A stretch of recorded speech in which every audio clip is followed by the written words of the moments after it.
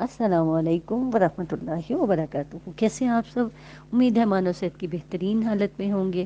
اللہ سے دعا ہے اللہ آپ کو، آپ کے اہل خانہ کو رحمتوں، برکتوں اور آسانیوں کے ساتھ دنیا اور آخرت کی تمام کامیابیاں نصیب کرے، اور ہم سب کو بہترین طریقے سے دین کو سیکھنے اور سمجھنے والا بنائے، دین پر عمل کرنے والا بنائے، اور اللہ تعالی ہمیں دین کی خدمت کے لیے چن لے۔ آمین ثم آمین۔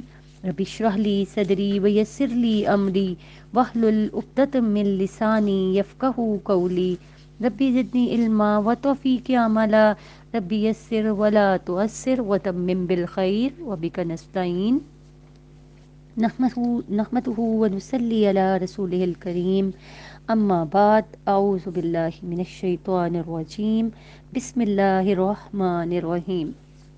آج جن صحابیہ کے بارے میں ہم سنیں گے وہ ہیں سیدہ جمیل بنت یسار رضی اللہ عنہ۔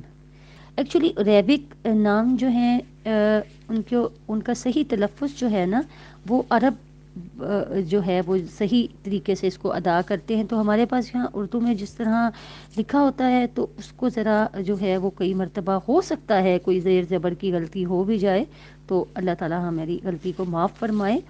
تو نام جمیل، والدہ کا نام یسار مزنی تھا۔ ان کے بھائی جلیل القدر صحابی سیدنا معقل بن یسار رضی اللہ صلح حدیبیہ میں حاضر تھے۔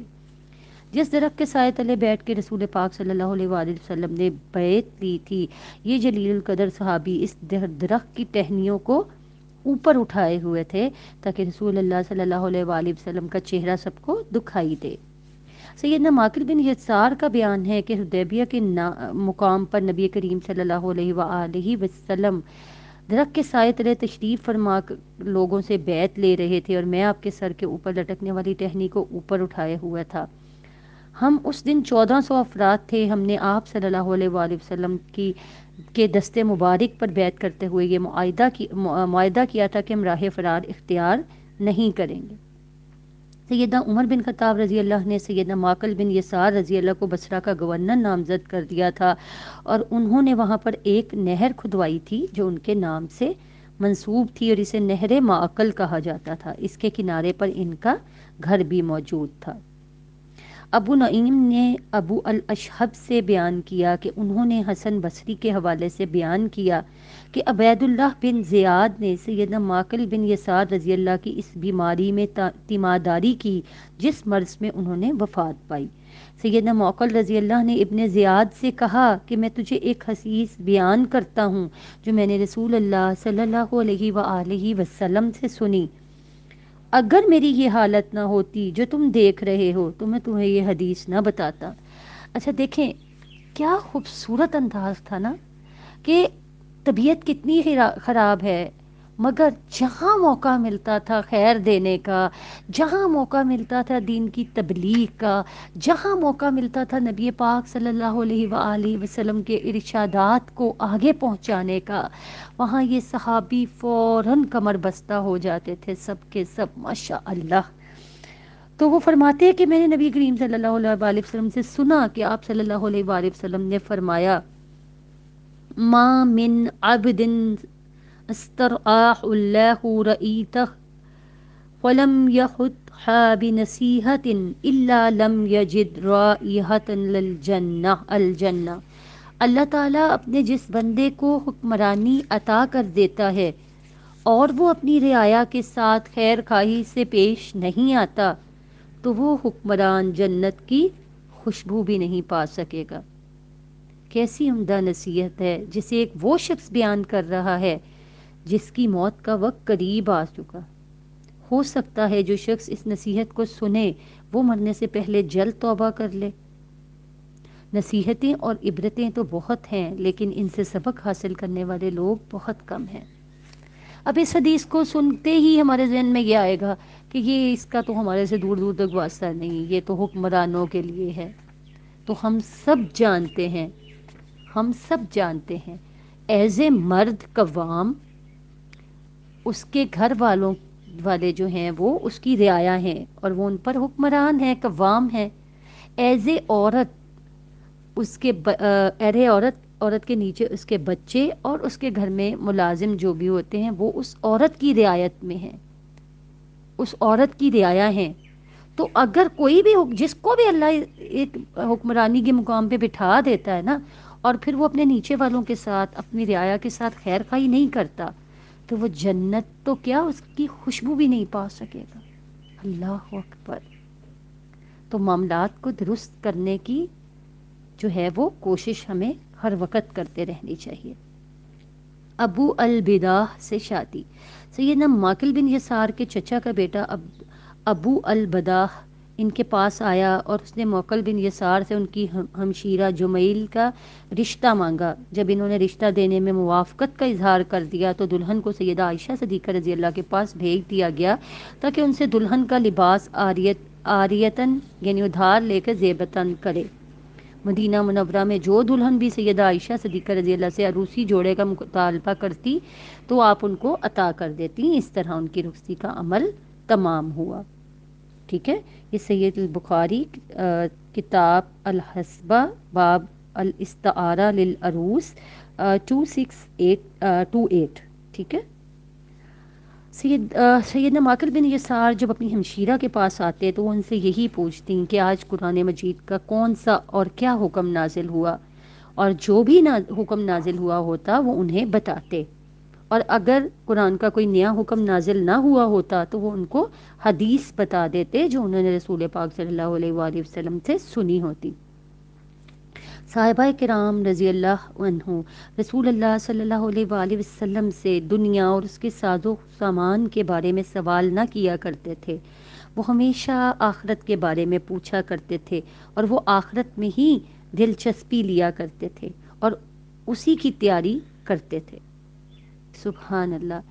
پتہ ان کا ویژن کلیئر تھا، ان کو آخرت محسوس نہیں نظر آتی تھی آنکھوں سے، وہ اس مفہوم اور معنی کو سمجھ چکے تھے جو نبی کریم صلی اللہ علیہ وآلہ وسلم ان کو سکھایا کرتے تھے۔ قرآن کے اسرار، قرآن کے رموز و اسرار، قرآن کے اندر چھپے ہوئے خزانے وہ جان چکے تھے۔ ان کو پتہ تھا کہ اس دنیا کی حیثیت اللہ کے نزدیک مچھر کے پر کے برابر بھی نہیں ہے۔ اصل معاملہ، اصل چیز آخرت ہے۔ جس نے اپنی آخرت کا مقام سنوار لیا اصل میں کامیاب وہ ہے۔ اور ہم کس کو کامیاب کہتے ہیں؟ جس کے پاس دنیا میں دولت زیادہ ہو، جس کے پاس دنیا میں مقام زیادہ ہو، جس کا دنیا میں مقام اونچا ہو، جس کے پاس دنیا کے ساز و سامان کی کثرت ہو۔ حالانکہ اصل کامیاب وہ ہے جو آخرت میں کامیاب ہے۔ اللہ اکبر۔ ابو البداح رضی اللہ مالی طور پر کمزور تھے۔ بیوی نے اپنے خاوند کی غربت و افلاس کے باوجود صبر و تحمل کے ساتھ زندگی بسر کی۔ رسول اللہ صلی اللہ علیہ وآلہ وسلم نے ان دونوں کے حق میں خیر و برکت کی دعا کی۔ سیدہ جمیل ان کا خاوند ابو البداح اور بھائی موکل بن یسار اکثر اوقات قرآن حدیث کے مسائل میں بحث کیا کرتے تھے، اور ان کی یہ بحث بہت مفید اور دلکش ہوتی تھی۔ ان کے سبب قرآنی آیات کا نزول۔ سیدہ جمیل ان کے خاوند اور بھائی کے بارے میں قرآنی آیات نازل ہوئیں۔ محمد بن مسنہ نے عبد العالی اور انہوں نے سعید اور قتادہ کے حوالے سے بتایا، وہ کہتے ہیں کہ ہمیں حسن نے بتایا کہ سیدنا ماکل بن یسار رضی اللہ کی ہمشیرہ کو ان کے خاوند نے طلاق دے دی، وہ اسے چھوڑ کر الگ ہو گیا۔ جب اس کی عدت پوری ہو گئی تو اس نے پھر ان کے ساتھ نکاح کرنا چاہا، لیکن ماکل بن یسار کو غیرت و غصہ آیا اور انہوں نے کہا چھوڑیے، اب اس کہانی کو رہنے دیجیے۔ تو جمیل نے پھر نکاح کرنے کی کوشش کی، لیکن موکل رضی اللہ ان دونوں کے درمیان حائل ہو گئے، تو اللہ تعالیٰ نے یہ آیات نازل فرما دی۔ ارشاد باری تعالیٰ ہے، سورۃ البقرہ کی آیات ہمارے سامنے ہیں کہ وَإِذَا طَلَقْتُمُ النِّسَاءَ فَبَلَغْنَ أَجَلَهُنَّ فَلَا تَعْضُلُوهُنَّ أَن يَنكِحْنَ أَزْوَاجَهُنَّ إِذَا تَرَاضَوْا بَيْنَهُم بِالْمَعْرُوفِ۔ جب تم اپنی عورتوں کو طلاق دے دو اور وہ اپنی عدت پوری کر لیں تو پھر اس میں مانع نہ ہو کہ وہ اپنے زیر تجویز شوہروں سے نکاح کر لیں، جبکہ وہ معروف طریقے سے باہم نکاح کرنے پر راضی ہوں۔ تمہیں نصیحت کی جاتی ہے کہ ایسی حرکت ہرگز نہ کرنا اگر تم اللہ اور روز آخرت پر ایمان لانے والے ہو۔ تمہارے لیے شائستہ اور پاکیزہ طریقہ یہی ہے، اللہ جانتا ہے، تم نہیں جانتے۔ آیت نمبر 232 ہے سورۃ البقرہ کی۔ آپ میں سے کوئی بھی اس بارے میں مزید اگر جاننا چاہتا ہے تو وہ اس کی تفاسیر میں دیکھ سکتا ہے۔ رسول پاک صلی اللہ علیہ وآلہ وسلم نے سیدنا معقل بن یسار رضی اللہ کو اپنے پاس بلایا اور انہیں یہ قرآنی آیت پڑھ کے سنائی، تو انہوں نے اپنے غیرت و غصے کو ختم کر دیا اور اللہ تعالیٰ کے حکم کے آگے سر تسلیم خم کر دیا اور اپنی قسم کا کفارہ ادا کیا۔ اللہ تعالیٰ ابو البدا جمیل اور معقل بن یسار رضی اللہ عنہم پر اپنی رحمت کی برکھا برسائے اور انہیں اپنی رضا سے نوازے۔ مومن لوگ تھے، دین اسلام کے ساتھ وابستہ تھے، اللہ ان پر اپنی رحمت اور کرم کرے، آمین یا رب العالمین۔ سبحانک اللہم و بحمدک، نشہد ان لا الہ الا انت، نستغفرک و نتوب الیک۔ السلام علیکم ورحمۃ اللہ وبرکاتہ۔